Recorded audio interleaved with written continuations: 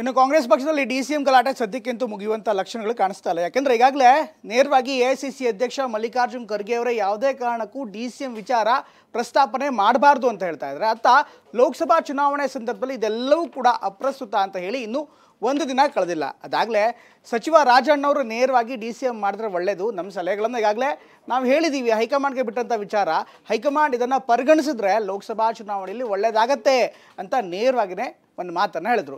ಇದಕ್ಕೆ ಈಗ ಡಿಸಿಎಂ ಡಿ.ಕೆ. ಶಿವಕುಮಾರ್ ಅವರ ಸೋದರ ಡಿ.ಕೆ. ಸುರೇಶ್ ನೇರವಾಗಿ ರಾಜಣ್ಣ ಅವರಿಗೆ ಮತ್ತು ಯಾರು ಡಿಸಿಎಂ ಬಗ್ಗೆ ಮಾತನಾಡ್ತಿದ್ದಾರೆ ಅವರಿಗೆ ಟಾಂಗನ್ನು ಕೊಡ್ತಾ ಇದ್ದಾರೆ.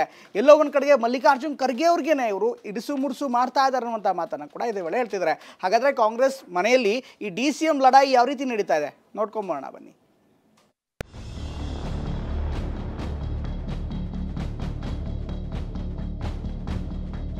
ಚರ್ಚೆ ಆಗ್ತಾ ಇದೆ, ಸಲಹೆ ಮಾಡ್ತಾ ಇದ್ದೇವೆ. ಅದು that is up to the high command to take a decision. 30 ಜನರನ್ನು ಕೂಡ ಉಪಮುಖ್ಯಮಂತ್ರಿಗಳು ಅಂತ ಮಾಡಿದ್ರು ಕೂಡ ಅದನ್ನ ನಾವು ಸ್ವಾಗತ ಮಾಡ್ತೇವೆ. ನಿಮ್ಮ ಉಬ್ಬಿದ ರಕ್ತನಾಳಗಳ ಸಮಸ್ಯೆಗೆ ಎವಿಸ್ ಆಸ್ಪತ್ರೆಯಲ್ಲಿ ಕೇವಲ 30 ನಿಮಿಷದ ಲೇಸರ್ ಚಿಕಿತ್ಸೆಯೊಂದಿಗೆ ಮುಕ್ತಿ ಹೊಂದಬಹುದು. ಹೆಚ್ಚಿನ ವಿವರಗಳಿಗಾಗಿ ಸಂಪರ್ಕಿಸಿ 8088837000. ಅನವಶ್ಯಕವಾಗಿ ಅಪ್ರಸ್ತುತ ಅಭಿಪ್ರಾಯ ಹೇಳ್ತಾ ಇರ್ಬೋದು. ಎಐಸಿಸಿಯ ಅಧ್ಯಕ್ಷರನ್ನ ಅವಮಾನ ಮಾಡತಕ್ಕಂತ ಕೆಲಸ ಕೆಲವು ನಾಯಕರಿಂದ ಆಗ್ತಾ ಇದೆ. ಸುಮಾರು 30-35 ಜನಕ್ಕೆ ಕೊಟ್ಟು ಬಿಡೋದು ಒಳ್ಳೆಯದು. ಎಲ್ಲರಿಗೂ ಉಪಮುಖ್ಯಮಂತ್ರಿ ಸಮಸ್ಯೆನೇ ಇರಲಿಲ್ಲ. ಬಿಸಿ ಬಿಸಿ ಡೈಲಾಗ್ಸ್, ತಂತ್ರಗಾರಿಕೆ ಮೇಲೆ ತಂತ್ರಗಾರಿಕೆ, ಮ್ಯಾರಥಾನ್ ಮೀಟಿಂಗ್ಸ್.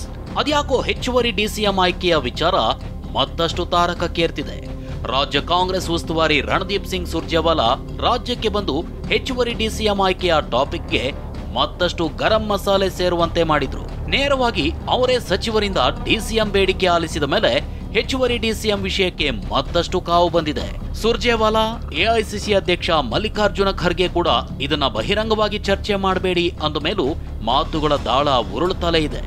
ಎಲ್ಲೋ ಒಂದ್ ಕಡೆ ಹೆಚ್ಚುವರಿ ಡಿಸಿಎಂ ವಿಷಯದ ಮೂಲಕ ಪ್ರತ್ಯೇಕ ನಾಯಕತ್ವದ ಕೂಗೆದ್ದಿದೆಯಾ ಅನ್ನೋ ಅನುಮಾನ ಶುರುವಾಗ್ತಿದೆ.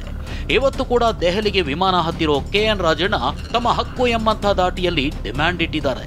28 ಕ್ಷೇತ್ರದ ಉಸ್ತುವಾರಿ ಸಚಿವರುಗಳು ಎಲ್ಲರೂ ಕೂಡ 3 ಗಂಟೆಗೆ ಎಐಸಿಸಿ ಅವರ ಸಭೆಗೆ ಹಾಜರಾಗಲಿಕ್ಕೆ ಹೋಗ್ತಾ ಇದ್ದೀವಿ. ಬಹುತೇಕ ಎಲ್ಲ 28 ಜನ ಸಚಿವರು ಕೂಡ ಬರ್ತಾರೆ ಅಂತೇಳಿ ನಾನು ಅನ್ಕೊಂಡಿದ್ದೇನೆ. ಅಲ್ಲಿ ಏನೆಲ್ಲ ನಿರ್ದೇಶನಗಳನ್ನ ಚುನಾವಣೆ ಸಂಬಂಧದಲ್ಲಿ ಕೊಡ್ತಾರೆ ಆ ನಿರ್ದೇಶನಗಳನ್ನು ಪಾಲಿಸ್ತಕ್ಕಂಥದ್ದು ನಮ್ಮೆಲ್ಲರ ಆದ್ಯ ಕರ್ತವ್ಯ.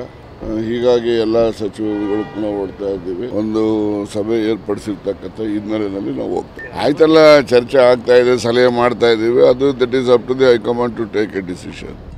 ಹೀಗಂತ ಹಾಲಿ ಡಿಸಿಎಂ ಡಿ.ಕೆ. ಶಿವಕುಮಾರ್ ಸೈಲೆಂಟ್ ಆಗಿದ್ದಾರೆ ಅಂತ ಭಾವಿಸಿದ್ರೆ ಅದು ತಪ್ಪಾಗುತ್ತೆ. ಡಿಸಿಎಂ ಆಯ್ಕೆಯ ದನಿ ಎತ್ತಿದವರ ದನಿ ಅಡಗಿಸಲು ಕನಕಪುರ ಬಂಡೆ ತಮ್ಮ ಹಳೆ ಸ್ಟೈಲ್ನಲ್ಲಿ ತಾವು ದಾಳ ಉರುಳಿಸಿದ್ದಾರೆ. ಅದುವೇ ಸಚಿವರ ಲೋಕಸಭೆ ಸ್ಪರ್ಧೆ. ಹೌದು, ಲೋಕಸಭೆ ಚುನಾವಣೆಗೆ ಸಚಿವರು ಸ್ಪರ್ಧೆ ಮಾಡಬೇಕು ಅನ್ನೋ ವಿಚಾರ ಮೊದಲು ತಲೆಗೆ ಬಂದಿದ್ದೆ ಡಿ.ಕೆ. ಶಿವಕುಮಾರ್ ಅವರಿಗೆ.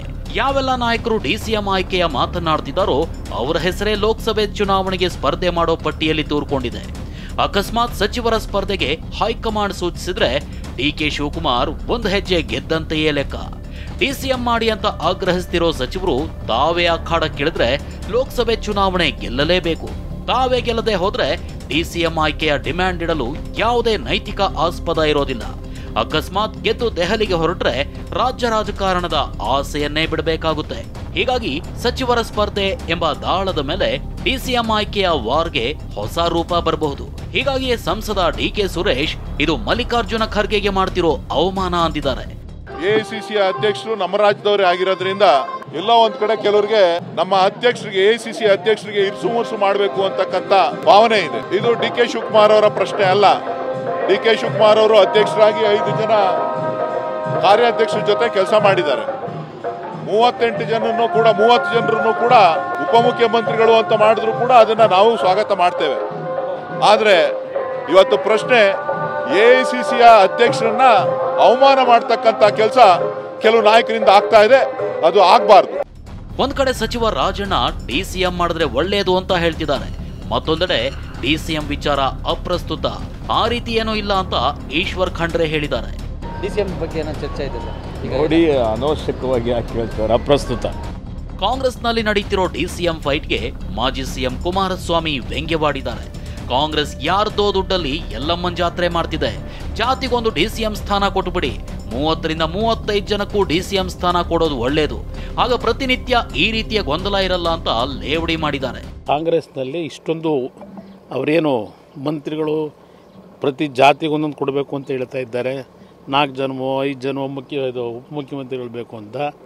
ನನ್ನ ಅಭಿಪ್ರಾಯದಲ್ಲಿ ಸುಮಾರು 30-35 ಜನಕ್ಕೂ ಕೊಟ್ಟುಬಿಡೋದು ಒಳ್ಳೆಯದು, ಎಲ್ರಿಗೂ ಉಪಮುಖ್ಯಮಂತ್ರಿ ಅಂತ. ಆಗ ಸಮಸ್ಯೆನೇ ಇರಲ್ವಲ್ಲ, ಕೊಟ್ಕೊಳ್ಳೋದು ಒಳ್ಳೆಯದು. ಪ್ರತಿನಿತ್ಯ ಈ ರೀತಿಯ ಕೆಲವರು ಹೇಳಿಕೆ ಕೊಡೋದು, ಇದೆಲ್ಲ ನಾಟಕ ಅನ್ನೋದು, ಕೆಲವರು ಇದು ನಾವು ತೀರ್ಮಾನನೇ ತಗೊಂಡಿಲ್ಲ ಅನ್ನೋದು, ಇದೆಲ್ಲ ಜನತೆಗೆ ಇವತ್ತು ಬೇಕಾಗಿರೋದು. ಹಾಗಂತ ಸಚಿವರ ಪ್ಲಾನ್ ಇನ್ನೂ ತುತ್ತ ತುದಿ ತಲುಪಿಲ್ಲ. ಲೋಕಸಭೆಗೂ ಮುನ್ನ ಹೈಕಮಾಂಡ್ ಏನಾದರೂ ಕೊಂಚ ಸಡಿಲವಾಗಿ ಸಮುದಾಯವಾರು ಯೋಚನೆ ಮಾಡಿದ್ದೆ ಆದ್ರೆ ಡಿಸಿಎಂ ಆಯ್ಕೆ ವಿಚಾರದಲ್ಲಿ ರಾಜಣ್ಣ ಟೀಮ್ಗೆ ಸಣ್ಣ ಗೆಲುವು ದಕ್ಕಿದಂತೆಯೇ ಲೆಕ್ಕ. ಪ್ರಸನ್ನ ಗಾಂವ್ಕರ್, TV9 ಬೆಂಗಳೂರು.